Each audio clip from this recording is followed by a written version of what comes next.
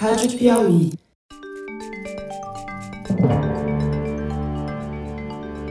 Opa! Eu sou José Roberto de Toledo e este é o Luz no Fim da Quarentena, uma produção da revista Piauí.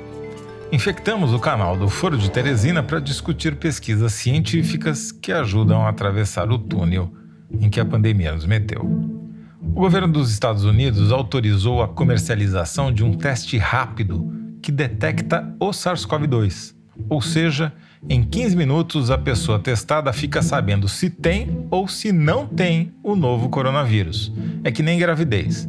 Deu 2 tracinhos, está positivo e infectante. Se der negativo, o exame pode servir talvez para que um passageiro embarque no avião, por exemplo. O novo teste foi desenvolvido pelo laboratório Abbott, que anunciou que vai vendê-lo por $5 a unidade. Não é tão barato assim e tem um outro problema. O fabricante só vai conseguir produzir 50 milhões de testes por mês. Mesmo assim, é uma novidade com potencial de mudar políticas públicas, melhorar estatísticas e facilitar o convívio das pessoas durante a pandemia. Fernando Reinach explica como o teste funciona, quais suas limitações e diferenças em relação aos testes que existem hoje. Fernando Reinach, vamos falar hoje sobre essa novidade que apareceu. O FDA, que é a Anvisa norte-americana, aprovou a comercialização de um teste rápido para detectar o vírus e não mais os anticorpos do vírus. Um outro tipo de teste que não existia, uma alternativa ao RT-PCR. Conta pra gente. Primeiro vamos falar quais são os tipos de testes, depois a gente fala desse específico que foi anunciado pela Abbott. A gente sempre teve 2 tipos de teste para o SARS-CoV-2, né? O primeiro deles é que detecta a presença do vírus na sua boca e na sua garganta. Então é aquele que você põe um cotonete no nariz ou no fundo da boca e vê se tem o vírus lá. Popularmente conhecido por RT-PCR. Que é o RT-PCR. E a gente tem um outro tipo de testes que detecta se depois da infecção do vírus você produziu anticorpos contra o vírus, que são os testes sorológicos. Nos testes sorológicos existiam 2 variedades, podemos chamar da lenta e da rápida. A lenta você coleta o sangue na veia, num laboratório, um grande laboratório, ele leva alguns dias para processar e te diz se você tem anticorpos ou não, que significa que se você foi ou não infectado no passado. E esse teste sorológico que detecta anticorpos tinha uma versão rápida, que a gente chamava de teste rápido, que é uma tirinha, um negocinho de plástico, você põe uma gota de sangue na hora ali e ele dá um sinal de uma barrinha ou 2 barrinhas dizendo se você tem ou não anticorpo, tá? Então, o sorológico sempre teve 2 versões, a versão lenta e a versão rápida. O sorológico que detecta o anticorpo, portanto, se a pessoa já esteve infectada. E para saber se a gente está infectado naquele momento, a gente usa o RT-PCR, que detecta o vírus. E só tinha essa opção até hoje. Só tinha essa opção até hoje e ela é muito lenta. Você coleta, o cara cutuca a tua garganta lá e leva 12, 24 horas, 36 horas para ter o resultado.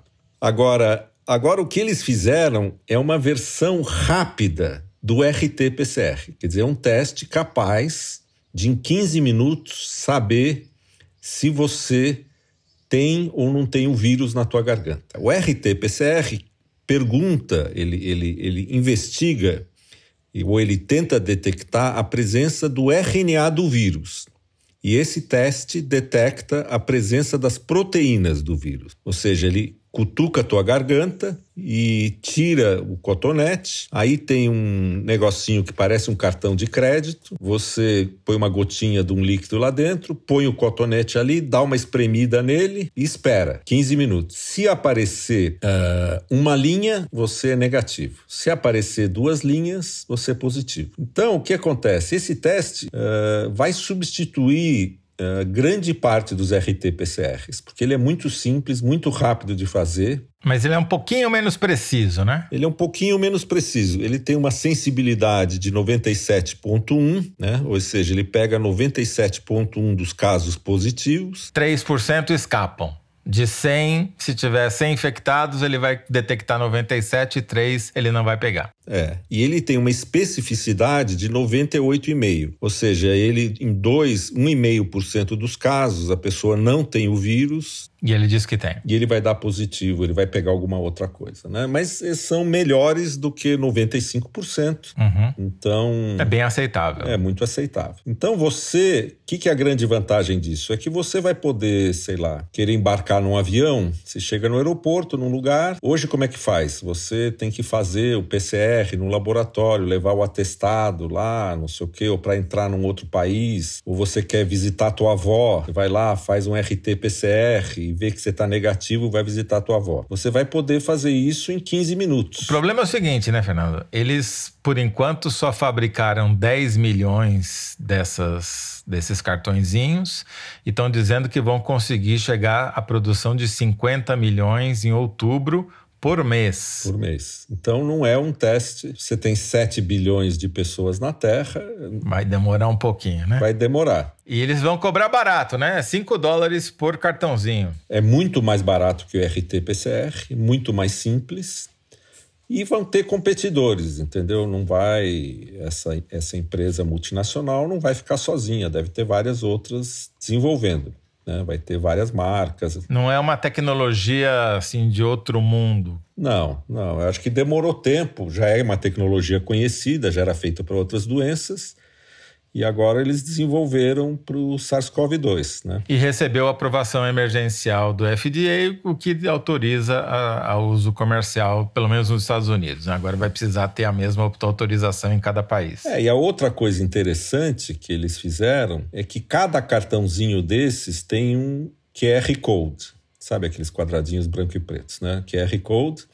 E vai ter um app que vai ser como se fosse uma carteira de identidade tua. Você instala no seu celular. Você se identifica, você deve ter que pôr o seu RG, eu não sei bem como é que vai funcionar, mas você se identifica e você tem esse app. Aí você vai lá, faz o teste e o cara que fez o teste, porque não vai dar para fazer sozinho, porque você tem que cutucar no fundo do nariz, vai ter que ter alguém que enfia o cotonete no fundo do seu nariz, né? Você faz o teste, deu positivo, a câmera do celular reconhece o QR Code e se deu positivo ou negativo. Aí, a partir daquele dia, você vai ter um app no celular que vai dizer, olha, o Toledo fez o teste sexta-feira, dia tal, a tal hora, e deu negativo. Quer dizer, até aquele dia, nessa hora, ele estava...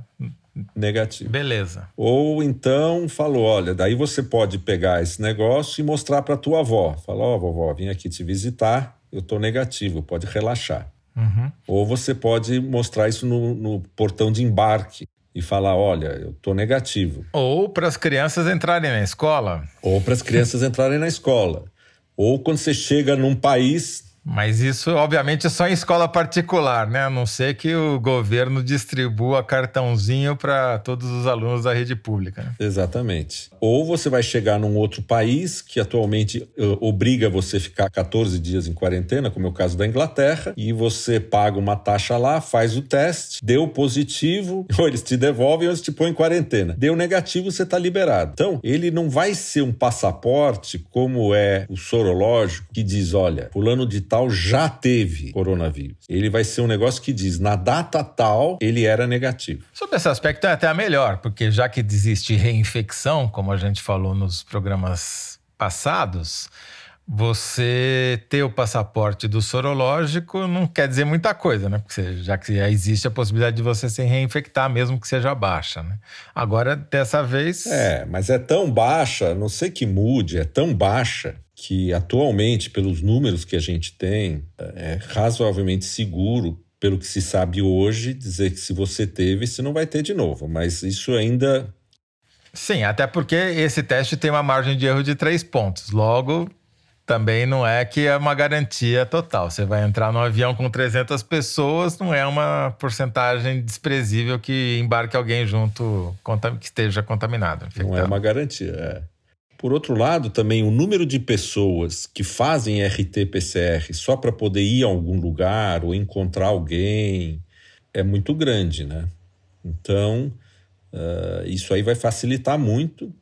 e deve provavelmente destruir uma boa parte dessa enorme infraestrutura que todos os países montaram para fazer RT-PCR. Então, por exemplo, no Brasil, a Fiocruz fez 2 laboratórios enormes para processar RT-PCR. E não está funcionando direito porque o governo não consegue organizar a logística de pegar o cotonete, levar até o laboratório. Agora essa logística toda desaparece. E o cara pode ser alertado e tomar uma providência imediata, né? Quer dizer, enquanto ele espera... Se demorava 48 horas para ele saber o resultado do RT-PCR, eram 48 horas que ele podia estar contaminando, espalhando o vírus por aí. Se ele já souber na hora, né, o controle fica muito mais facilitado. Né? O grande problema do RT-PCR é a disponibilidade. Ele tem uma logística, ele é um teste complicado de fazer no laboratório, né? Se não for bem feito, dá muito problema.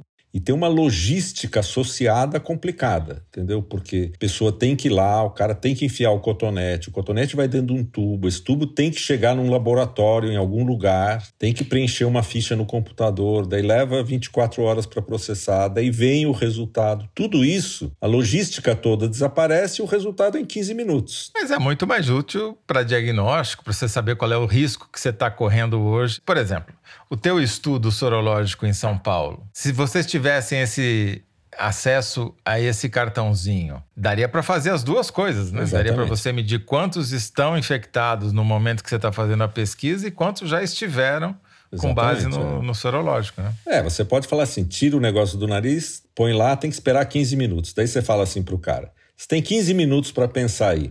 Se der positivo, o que você vai fazer? Se der negativo, o que você vai fazer? Fica pensando aí até eu te dar o resultado. Então, você vai ter 2 testes rápidos. Vai dar uma confusão enorme, porque esse também é um teste rápido, entendeu? A gente estava chamando de teste rápido os testes sorológicos rápidos, que detectam o anticorpo. Por quê? Porque era o único rápido que existia. Agora tem 2 rápidos. Um para detectar o anticorpo e outro para detectar o vírus. Como a gente já sabe que esse negócio veio e vai demorar para ir embora, né?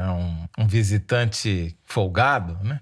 Que não sai da tua casa nunca, é melhor você ter uma política que faça com que você possa manter isolado as pessoas que efetivamente estão contaminadas e não todo o resto, né? Que é mais ou menos a política de contingenciamento, certo? Quer dizer, se você conseguir testar em massa... A gente poderia também estar fazendo isso hoje. A gente teria que, além de coletar o sangue, ter que coletar o cotonete do nariz do cara e mandar para o laboratório junto com o sangue. As 2 coisas iam levar 24 horas. Agora você imagina, num show, você pode, na entrada do show, você compra R$100 a entrada, 30 o teste. Aí fica todo mundo enfileiradinho ali, vai fazendo o teste, vai entrando. Aí só precisa decidir se você vai devolver os R$100 se o teste der positivo. Um dos grandes gargalos do combate à Covid é a falta de teste. Todo mundo fala, tem que testar, tem que testar, tem que testar. E os testes rápidos sorológicos não ajudam você a combater a doença. A única coisa que ajuda você a combater a doença é o RT-PCR. Agora você tem uma versão rápida, que não é um RT-PCR, mas que detecta se você tem o vírus. Quer dizer,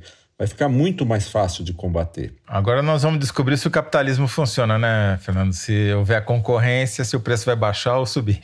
Então, se isso tiver bastante, custasse R$1, você podia implantar em todas as escolas e abrir as escolas imediatamente. R$1 a mais por dia, R$30 a mais por criança e você abre todas as escolas. É que não custa, vai custar R$50, R$60. Então não dá para você fazer 20 dias por semana, todas as crianças. Mas eu acho que é uma ótima notícia, viu? Eu acho que vai mudar o cenário de testes no mundo se a promessa de que tem essa sensibilidade, esse custo, etc., for cumprida. Vai mudar muito. Muito bom. Fernando, muito obrigado. Até o próximo episódio. Falou, Toledo. Um abraço. Até logo. Este foi Fernando Reinach, professor titular de Bioquímica da Universidade de São Paulo e cientista residente do nosso podcast. O link para os estudos citados aqui você encontra na página do Luz no Fim da Quarentena no site da Piauí, revistapiauí.com.br. O Luz no Fim da Quarentena é uma produção da revista Piauí. A produção e edição são da Mari Faria. Quem finaliza os episódios é o João Jabassi. A identidade sonora é da Mari Romano. Yasmin Santos e Emily Almeida fazem a distribuição nos tocadores e nas redes sociais. A identidade visual é da Paula Cardoso e o Motion Graphics é da Renata Buono. Eu sou José Roberto de Toledo. Até o próximo episódio. Tchau.